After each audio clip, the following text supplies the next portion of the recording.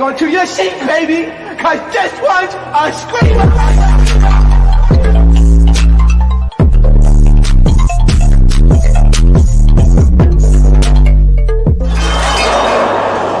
Are you not entertained? Are you not entertained?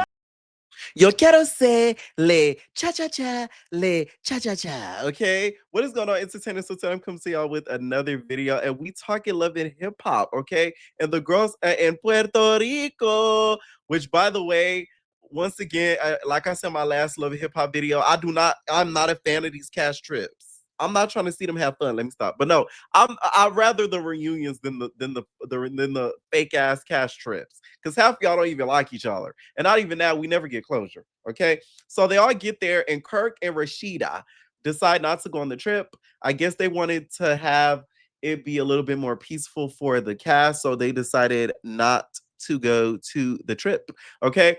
And Spice is there. First of all, I forgot Spice was on the show. We haven't seen Spice in I don't know how many episodes. I really forgot she was on the show. So Spice, what's going on with your storyline? They are cutting you down, Bukabot. I said, oh my God, where is Spice? Okay. I finally remember she was on the show, but like, no, like they cut her down a lot of episodes. So she's there and they're teaching her, she's teaching she's teaching Scrappy Spanish. She like say, "Como está?" He like, "Como está?" Okay, he trying to speak Spanish all funny and stuff. So everybody gets there and are so happy to be in Puerto Rico because we all know this is on MTV's Dawn. So Spice ends up meeting with Erica Banks and Carly, and y'all know how Spice gonna always mention that she's an international girl because we have to know that she like I travel all the time for tour internationally. So the fact that I get to come here to Puerto Rico and chill and possibly drink morning after pill, me vex, okay, me relax. I'm like, oh my God, of course we know you fly first class, Spice. Now they start asking Erica like, hey, we know Salma's gonna be here. Do you have like any issues with her? I kind of forgot that they got into it earlier in the season, but Erica Banks is basically like she could really give a crap. Like she does not care by running into her because she's sort of like a non-factor. Now she then reveals that her marriage, her relationship, okay, her lesbian relationship has gotten a lot better. She's very excited. She feels as if they're heading towards marriage, and that's something that she's very excited about. Which the moment the moment she said marriage, Carly said, "What? You know that SpongeBob meme when SpongeBob mouth go boom like a weight? That's how Carly mouth opened because that word is a trigger for Carly. Okay, Carly hears the word marriage and her skin starts standing up. Okay, because that's something that's like that's that's not foreign to her. You know what I'm saying? Which is really good that her and Erica, the girlfriend, have gotten this far because she seems to be extremely happy these days. So this relationship may have been something that God has blessed her with to not have her focus on some of this beef that be going on in the music industry because we all know the rap girlies do be beefing. And Erica, late as of lately, at least, we haven't caught her in any of the rap beefs out of here. You know what I'm saying? Like, I'm not gonna lie, after Diamond and Body signed to 1501, I kind of was expecting them to sort of start beefing like right away. So Sierra ends up meeting with Mama D, and they are having a food collab, you guys. So they start catching up as to how the Bambi is doing and how she's been doing since the whole fiance breakup. And then Mama D wants to bridge the gap between her and the Bambi. Now that time has passed, and she wants to make sure they're to good because the grandkids are getting older, she's getting older, and she doesn't want the grandkids to think that she hates their mama, which is so very mature of Mama D. Mama D really has come a long ways because old Mama D used to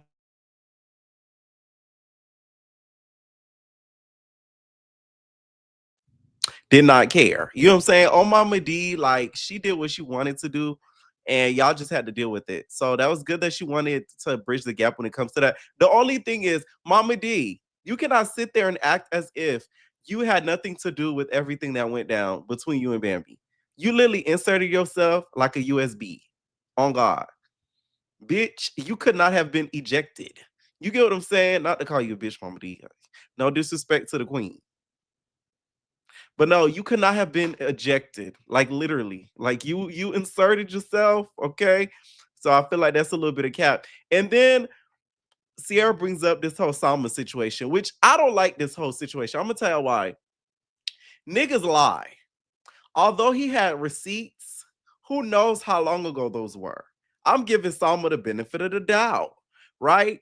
So it's like everybody's talking about it, but they're not talking to Salma about it. And that's bothering me because it's like y'all catching this girl off guard. Like when she gets confronted with this, she is going to be gagged, gooped, and bewildered when she realizes everybody thinks she's a freak hoe and she don't know. Apparently 24 and Scrappy grew up together. So Mama D sees him as family. So Mama D is thinking like, hey, like I'm gonna let my family know about this before anything because at the end of the day, like I don't really mess you with Salma or no Salma like that. And you know, you cheating on my family basically. So Mama D, I think is gonna be the one that really airs this out.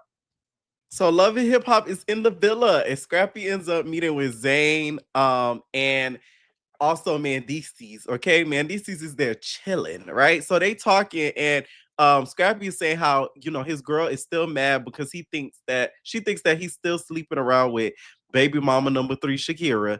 And next thing you know, Zane brings up the fact that there's somebody else out here that is, you know, up to some things behind the scenes with Scrappy.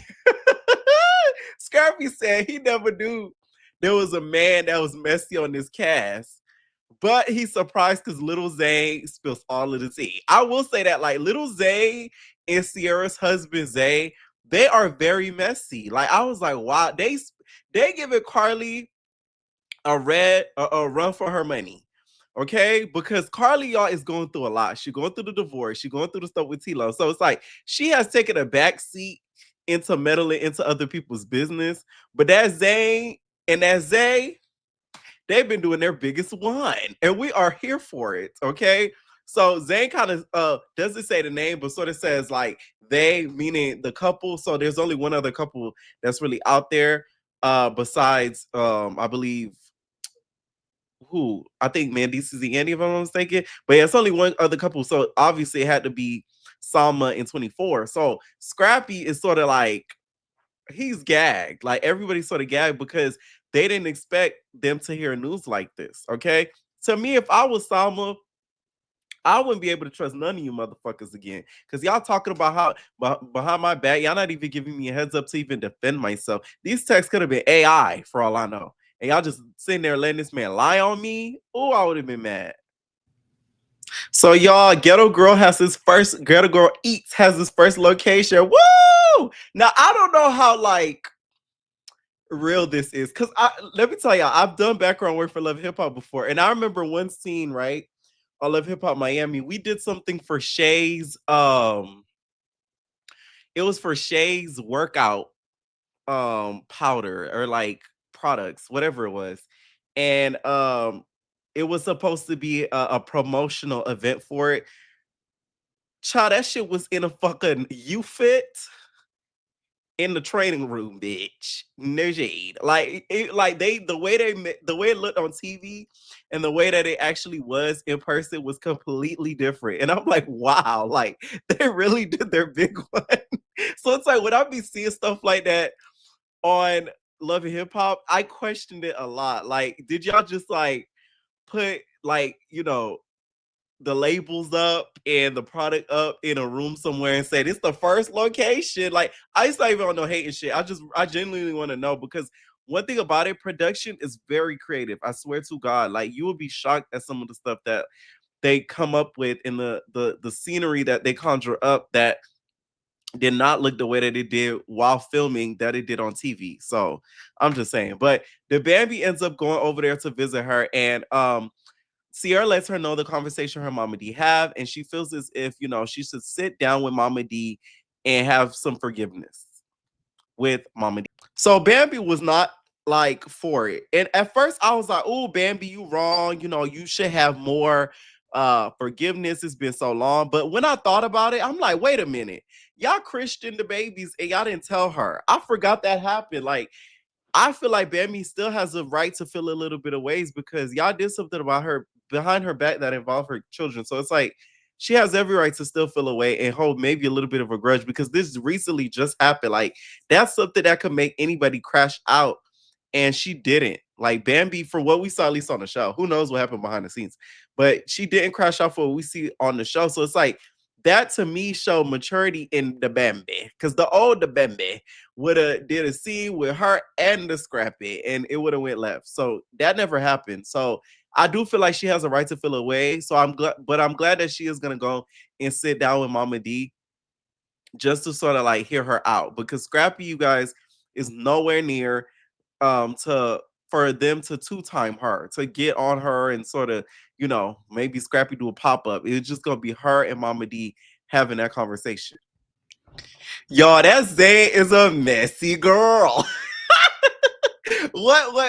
Let me tell y'all, Dame Dash would hate this series. So Salma ends up before we get to Salma, Spice and the girls sort of round up, and Spice is telling Ashley, she's like, hey, I don't have no issues with you for the moment. This is a cash trip. I want us all to get along. Like, no bad vibes, right? Like, we good, we Gucci. I don't want to get into anything, right? After they come to that agreement, that's when we see Salma, and we also see Zane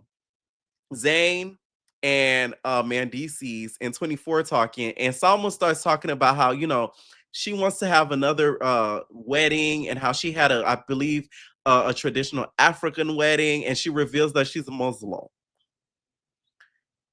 And that's when Zane's like, oh, you're Muslim. Oh.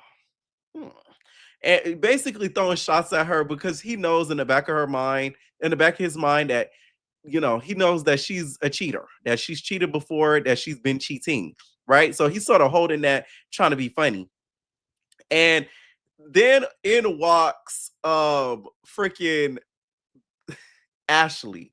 So Ashley walks into the scene or whatever, and they start questioning Mandices about where is Yandy. Yandy is at a work trip in Greece. That don't even sound right. What work Yandy got in Greece? Yandy is getting greased in Greece. Can we just say that? Like, come on, Mandices. Clearly, I feel like Yandy and Mandices have agreed to have not an open relationship, but they have taken a break and have allowed each other to do what they want to in regards to Farhan. And they are just not telling nobody yet. And that's okay. But please don't lie to us. A work trip in Greece. I really want to know when somebody took a work trip in Greece. Fuck nigga, please. Like, y'all could have came up with something better than that. You could have been like, oh, she went to New York to work with Jimmy. Like, you could have just made up something like that. Would have been at least a little bit more believable. Okay. Now that Zane, this is why we need the reunions, because he's throwing shots and shade in his confessionals, basically talking about how why would you let your girl go to Greece by herself? Which I agree with 100% what he's saying. And Ashley's even throwing shots too, saying that Yandy's walking around all over the US like Carmen Sandiego. Giving up the bus. I said, oh my God. That couple, that Zayn and Ashley, now I see why y'all together. Both of y'all is some messy motherfuckers. Okay, that's why y'all go so good together. But were they lying? No. Sorry.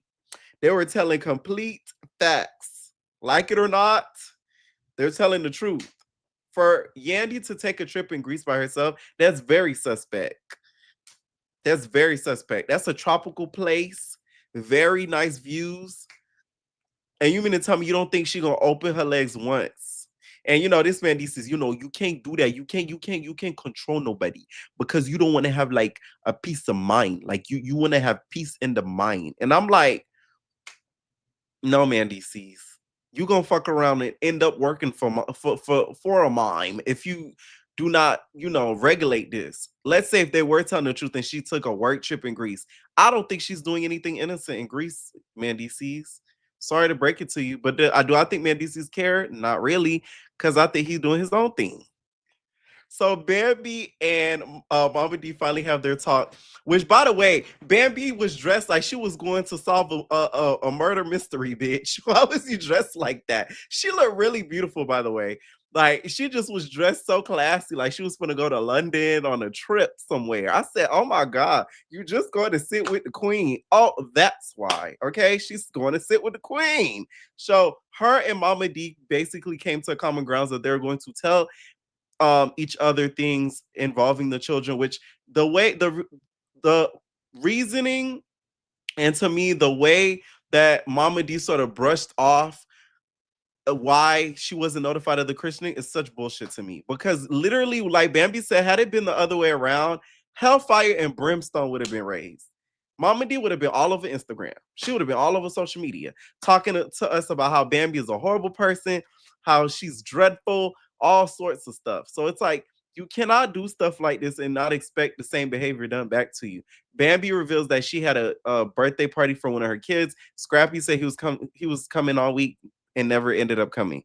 Stuff like that is what makes kids kind of grow resentful of their parents. I remember even as a child myself, like my parents were always around, don't get me wrong, but when they would promise me things and wouldn't come through, that would make me angry. So it's like, I really hope Scrappy don't end up doing that to them kids, because that's not gonna be cool. Like, now Bambi is not, she's believing what Mama D is saying, but she's taking it with a grain of salt, because a lot of things have been said over the internet between those two. Okay.